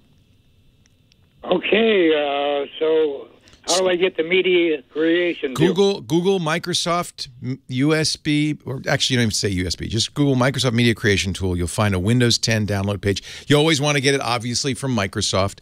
They will not ask for a serial number. It's a free download. You just get it. They'll give you instructions, which you want to read carefully, on how to make a bootable USB thumb drive. Do you have one of those lying around? It needs to be, I think, 8. Yeah, of course you do. Who doesn't? They practically give them away in cereal boxes now. Yeah. You need them to be 8 gigs, I think, is the minimum size. And so you'll make a bootable USB drive, and then depends on the set on your motherboard, but you know, you probably see it when you first boot up. You know, in the old BIOS startup page where it says press F1 or press F12 or press escape or press delete. It depends on the motherboard to get to the menu that tells you the boot order. You remember these I'm sure you remember this. Right. So you want to change the boot order this one time to boot to the USB drive. And it'll give you an opportunity to you know, look at the partitions. You might want to even delete the partitions, create a new partition, erase it fully so it's fresh and clean, and install Windows 10. There's nothing on your hardware, if it's 2 years old, that won't work with Windows 10. I guarantee you. LastPass will work fine. All your stuff will work fine. You just have to reinstall it. It's not unusual with a big upgrade, especially on a machine that's been upgraded from a previous version of the operating system, to have problems. This will fix it. Okay, one more question, if I may. Sure. I have 2 computers connected through one of those plugs where I can push a button and switch back and forth from one to the other one. Yeah. And that's a KVM switch. Yes, KVM. Anyway, my problem is that when I go to try to hit F2, in my case, to get to the BIOS, it doesn't work because the keyboard's not connected because it's through that other switch. That means I probably have to put it Yeah, the KVM's probably blocking it. Yeah, you'll have to plug the USB keyboard directly into the machine to hit F2. Right. Yeah. Okay, well then you've answered my question. I promise you, this will, first of all, take less time than that long call with Microsoft. Oh, yeah. And you will have a much better operating machine. The SSD will just scream. Everything will be great. You'll be happy. Yeah, I put them on all my kids and my grandkids' computers. You bet. And everybody's delighted with the speed of them. They're lucky to have you. Well, yeah. Their own personal tech. Yeah. Hey, it's really nice to talk to you. Thanks. I hope you'll let me know how it goes, Dale, okay? I will. And thank you. Thank you for all the work you do for everybody. I don't know how many people, customers of mine, I give them all the instructions on how to get to watch and listen to your program. Oh, bless you. Well, you're helping everybody, and you're not charging very much. No, I'm cheap, aren't I? Yeah. All I ask is a little ear time. I give you a lot of that. Thank you, Dale. It's really a pleasure. Thank you again. Take care. My pleasure. 8888 Ask Leo, the phone number. Leo Laporte, the tech guy. Again, I'll refer you to the website anytime you hear something on the show. You don't have to write it down. Just go to techguylabs.com. It's free and it's always there for you. Isn't it funny? They just assumed everybody would know what that was. We're a little too digital here for that. Here, bring it. I'll show you. I'll show you the chat room. John was trying to figure out what the heck is this thing. He got this, just appeared on his desk. He couldn't figure out what it is. Doesn't open. But I recognize it because I'm an old guy. Do you know what that is?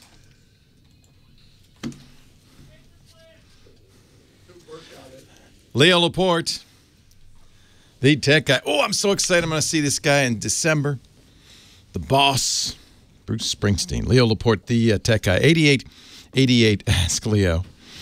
Sometimes, we here at the Tech Guy Labs, we get confused about old-fashioned technology.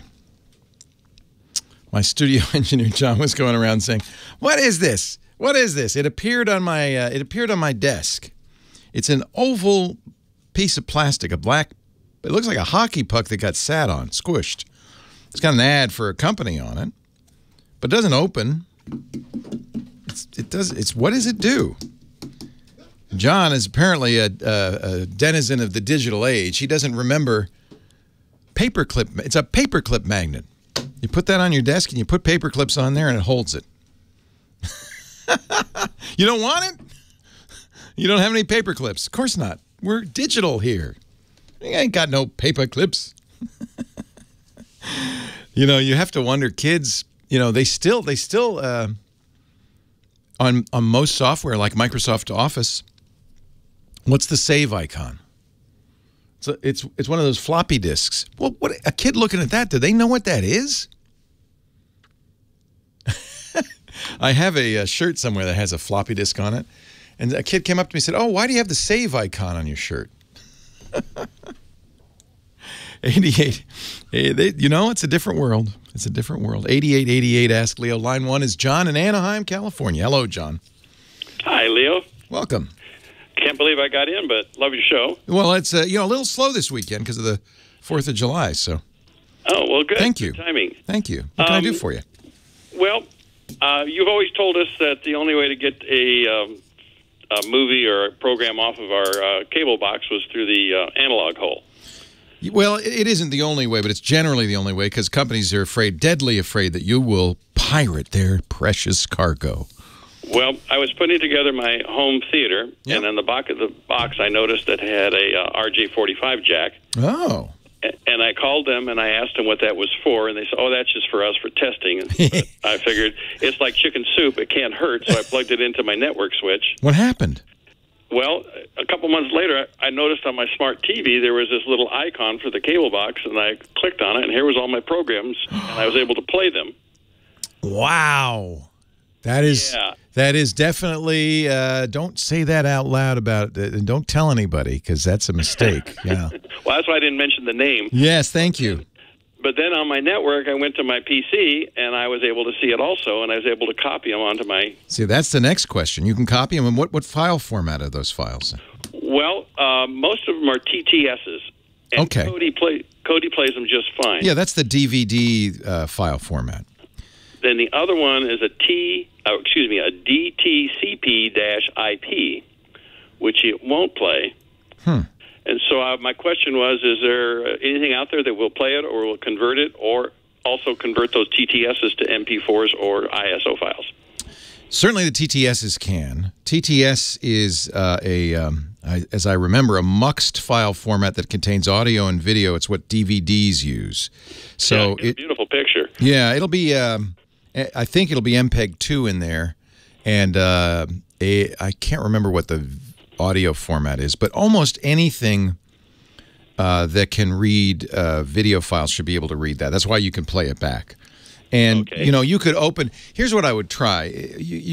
Certainly you can open it with VLC, which is a really useful video player for Macs the and TTS PCs. or the DT? Well, you could certainly open the TTS with it, and I would try opening the IP file with it.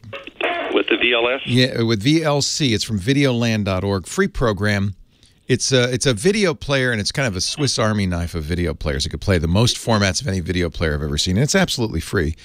Now, did you look at the file size of the IP files? Because there may not be video in there. Well, I played them, and yeah, they're about the average size of a DVD. They're like anywhere from 4 to 5 gigs. The TTS files, but how about the other files? Let's see if I can find one.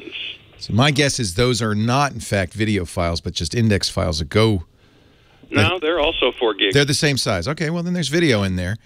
Tell me the extension again. DTCP, David, Tom, Charlie, Paul, -IP. Huh. Oh, interesting. Well, I've found a DTCP-IP player. Oh, okay. This is DTCP-IP is for playing back files over the network, for DLNA, which is Microsoft's. So any DLNA-aware player, including, I think, Windows Media Player, should be able to play those. That's interesting. Yeah. So the interesting thing is, you know, usually you have to have a box at each of your TVs to watch whatever's on your DVR recorder. But the smart TV recognizes it and plays it across the network. The DTCP is a copy protection format, digital transmission content protection. So it's designed to keep you from playing those files over the network. Obviously, he's not doing a very good job. So it's probably, I would guess, exactly the same content as in the I mean, is there one for one for every DTCP? No. Most all of the ones that I've copied over are TTSs, and they play, as I say, they'll play fine. Yeah, there's just a scattering of ones that are the. I wonder if that file is created automatically when you play something over the network or use DLNA or DLNA. That's an interesting question. That, I think, is probably identical to the TTS files. But if you Google DTCP-IP, oh boy, that's a mouthful, you'll find a number of programs that can play it. Okay. Yeah. Okay. Well, I'm glad you found the secret back door. Always check those for service-only ports, USB ports, and now Ethernet ports. Every once in a while, there's something on those things. Thank you for telling me. They'll fix that quick. Leo Laporte, the tech guy.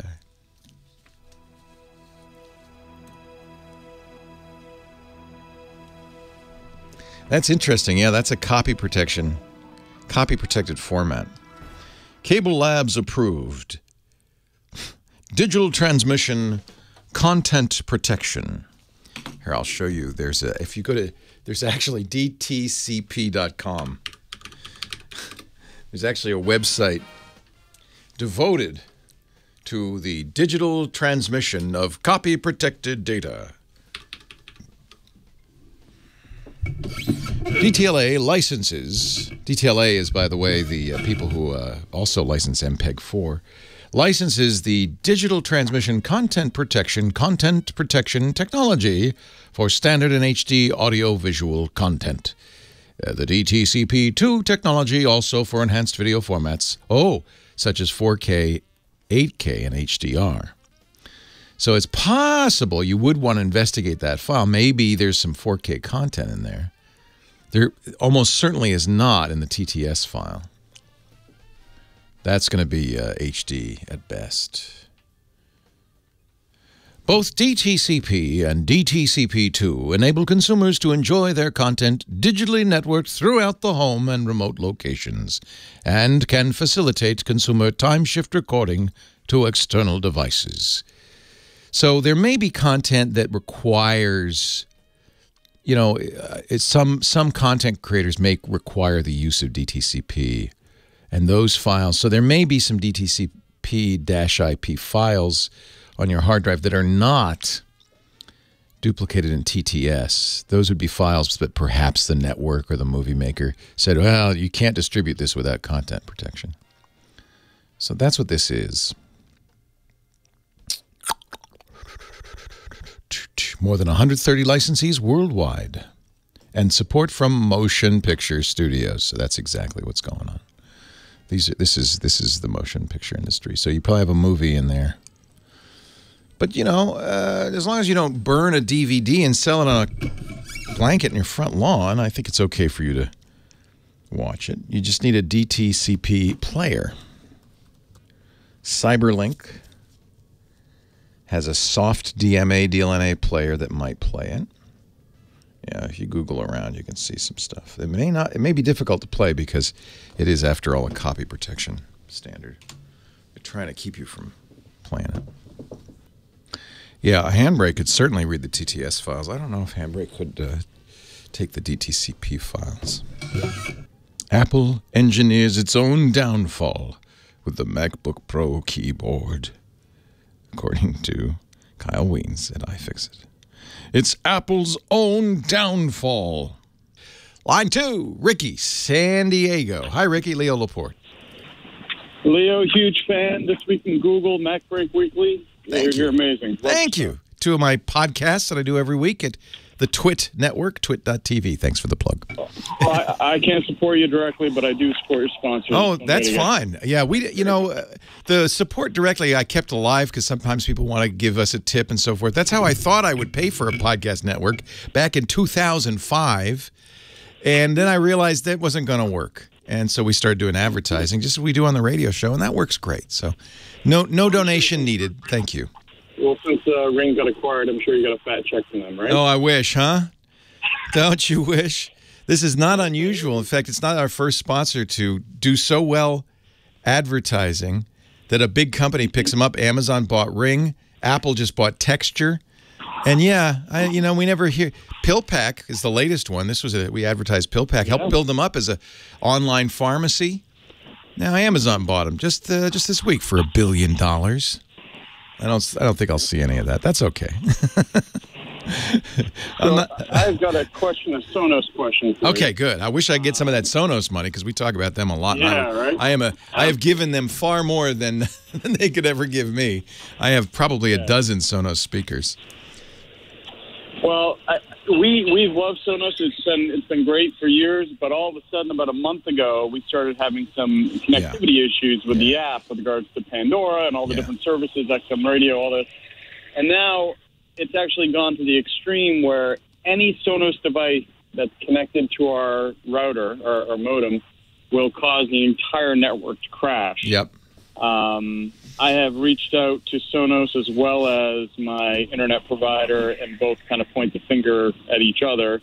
But the common theme seems to come back to issues with channels. It's even more complicated than that. So, as you probably gathered, Sonos is a kind of a funny wireless speaker system. The chief advantage of Sonos, besides being wireless, is you can have speakers in many rooms, and they can go in party mode, or they can all play the same song, and you don't get echo or delay or anything. Somehow they're magically in sync. And the way Sonos has historically worked is you would use Wi-Fi to configure them and set them up, but then they would establish their own separate network, which was not kind of quasi-Wi-Fi, but it was at 2.4 gigahertz. It was out on the Wi-Fi band. And this has been the cause of numerous issues. One of the Sonos becomes the Wi-Fi, or I guess I'll call them Sonos Wi-Fi access point, and all the others join it. You may have noticed Sonos sells something additional, the Sonos Boost, which is its own access point. Doesn't have speakers attached at all, but does connect to your network. Because obviously Sonos still needs your network to get out there and get Pandora and Spotify and whatever you're streaming. So it's really a device with two different networks. And I've had similar problems to you. This is not unusual. I went out and got a Boost. Then Sonos changed their firmware so that they could create their own network and wouldn't need to be you wouldn't never need to connect them to the internet. And in my case that fixed it, but I think for other people it caused problems. So I did end up going out to purchase a Boost because after a lot of Google searches, I came to the conclusion that maybe that would solve all my problems, but unfortunately, it doesn't appear to be solving the problem. Yeah. So one thing for some reason it's working now for me. And as I said, I have Sonos in every room. I have so much Sonos. And remember, the other problem is we have I don't know how many Wi-Fi devices you have, but I guarantee you it's more than you had 5 years ago. It's out of control. I have 60 devices on my Wi-Fi. So that's another source of issues. Just Wi-Fi itself is broken these days, right? So what I ended up doing, and I've done it several times, and finally somehow it sticks, was actually unpairing everything. Okay. I took the Boost out, and I don't use the Boost now. I unpaired everything. You want one and only one Sonos device connected to your Ethernet. You don't have to these days, but I think that's still a good idea. Do you have one connected to your router? Now, when you say one connected, you mean connected directly by Ethernet? Yeah. Is that what you're saying? Yep. Yes. So I have the Connect. So what Connect is fine. That's what I use. I have a Connect connected to the Ethernet, okay. And then the Connect doesn't have speakers. It connects to your stereo. That's fine. But one and only one, no more than one, right? Mm-hmm. So that's key also. That's where the Boost was, that was the one device connected to Ethernet, but you don't have the Boost, you connect to the other device. But don't connect two. Only one connected to Ethernet. Then start over. Delete everything. Okay. Unpair everything. And it's a pain in the butt. And I had to do it 3 or 4 times. I walked around. And my guess is that the Sonos adapts to the network. Now, I'm also using, and this might have fixed it, the Eero Mesh Wi-Fi. And that might have also helped. Really, it's an issue of Sonos coexisting with your Wi-Fi. It's not riding on your Wi-Fi. It's coexisting with your Wi-Fi. So one quick follow-up to that, and then I'll let you go because I know you have a lot of callers. I have 3 amps for wired speakers in the home. I should also keep those disconnected, correct? Yeah, you can use a Connect. You can use a Connect, but it should be a Wi-Fi connected Connect, not an Ethernet. Okay. So, yeah, that's one thing you will definitely cause this kind of problem. If you have multiple Sonos devices connected hardwired to your network. Only one. Okay. I'll start from scratch. And can I factory reset those? I'm assuming there's some sort of hardware factory. They don't. It's hard to find, but there's a reset button on every one of them. All right, perfect. Yeah. You know what? I found that worked. I think it re-downloads the firmware. If you look on the Sonos site, you can find this thing. There's a button press sequence to re-download firmware. I did that, and eventually it all worked. And I haven't had any problems since. So I used to work for my father-in-law in IT when I was in high school. It was my first job. And came to the conclusion that about 80 to 90% of all computer issues were fixed with a hard reboot. Yes, that's exactly true. If you ask any IT guy, they'll say, yeah, reboot it 3 times. Yeah. So there's a guy in the chat room. He says, I know this one. We're a home integration company in LA. We deal with this all the time. He said, reset all the units, hardwire one unit, then add wirelessly one at a time. Okay. That's essentially what I just told you. It's just a nice step-by-step. So, and it is valuable to understand that you're going to start with that hardwired unit and everything else is wireless. And do the full reset, which you'll have to look up because it's different on different kinds of Sonos devices, but there's a way to reset it. And to my understanding, that actually re-downloads the firmware. It clears it all out. And that may also help. All right. Good luck. Sounds good. Good luck. Thank you, sir. It is kind of there's a technical term we use in the business. It's spelled Kludg.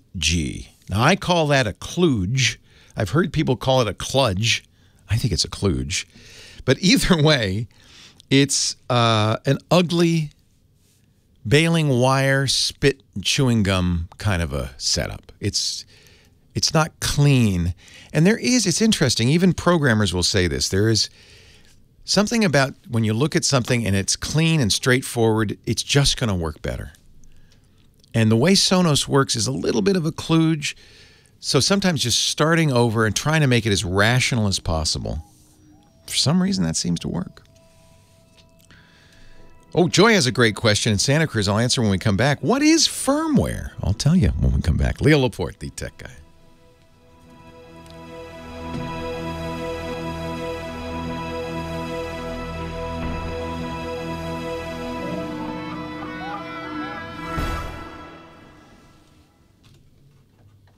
Tech Guy Show is brought to you by IT. We've mentioned firmware several times now. And it's true. You need a paperclip for one key reason. Reset holes. So I keep one paperclip on my paperclip magnet. It's also a floppy disk degausser. I saw Ray Charles sing that in person one year. Never forget that. 8888 ask Leo the phone number. I used to do live with Regis and Kelly back when Regis was on the show. And I used to go back a few times a year, show them the latest gadgets, that kind of thing. And one time Ray Charles was on, and I'll never forget it, because I would go in the day before the show for rehearsal in the afternoon. And Ray pulls up, big black limo. He doesn't go in the green room. Didn't at the time go in the, backstage area. He just would stay in the limo till it was time to perform. And then his chauffeur gets out, his bodyguard gets out, and they walked him onto the stage. And there was a rehearsal, and he played this song. I was there with my daughter at the time. I think she was probably 8 or 9 years old. And she had no idea who Ray Charles was. I said, honey, just listen. Just listen. You'll remember in the future. Oh, what a beautiful, beautiful man.